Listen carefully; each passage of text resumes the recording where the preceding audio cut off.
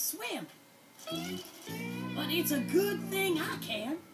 I'll get you, Mark! Swim? That's it.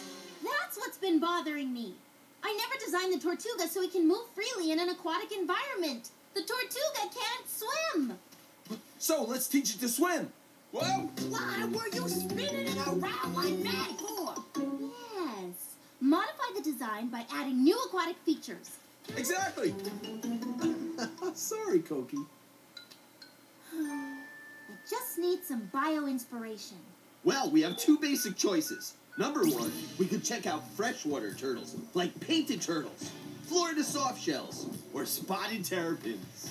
Or number two, sea turtles, like green turtles, hawksbill turtles, leatherbacks, loggerheads. Okay, let's vote. Everybody for freshwater turtles.